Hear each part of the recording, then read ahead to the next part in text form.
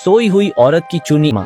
रोहन गंदी फिल्में देखकर गंदे काम कर रहा था कि तभी उसकी भाभी ने उसको पकड़ लिया और रोहन ने झट से फोन बंद कर दिया और खड़ा हो गया। वो बहुत शर्मा रहा था और दोनों एक दूसरे को देखकर क्या करे समझ नहीं पा रहे थे। भाभी वहाँ से चली जाती है और देवर सोचा कि ये क्या हो गया हमसे। भाभी ने देख लिया, अब वो क्या सोचेगी हमारे बारे में। उसके बाद उसके भैया उसको बोले, बेटा तू इस बार पास नहीं हो पाएगा क्योंकि तेरा पढ़ाई में ध्यान नहीं है। वो बोला, क्यों भैया? वो बोले, क्योंकि तूने कॉपी उल्टी पकड़ी हुई है, तेरी उम्र टेंशन लेने नहीं देने की है, चल अपना ख्याल रख। असलियत में भाभी बहुत अकेली थी क्योंकि उसके पति एक फौजी थे और बहुत टाइम से घर नहीं आए थे, इसलिए वो रात को खीरे के ऊपर गुब्बारा चढ़ाकर खीरे से ही अपना काम चलाया करती थी। रोहन भाभी से सॉरी बोलने आया पर उसको सुना कि रूम से आ की आवाजें आ रही हैं। उसने खिड़की से जाके देखा तो भाभी पूरा का पूरा खीरा अंदर समाये बैठी थी। उसने दरवाजा खड़काया और भाभी ने दरवाजा खोला। वो बोला, मुझे कुछ कहना है। उसने हाँ बोलिए कहा। वो अंदर आया और बोला, भाभी मैंने भी आपको आज देख लिया, हम दोनों बहुत अकेलापन महसूस करते हैं, क्यों ना इसको साथ में खत्म कर दे। उसने भाभी को छुआ तो उसने थप्पड़ मार दिया। रोहन ने दोबारा ट्राई मारा तो भाभी हंस दी और भाभी का भी मूड बन गया। इसके बाद क्या हुआ आप सोचो। शीला बाटअप में थी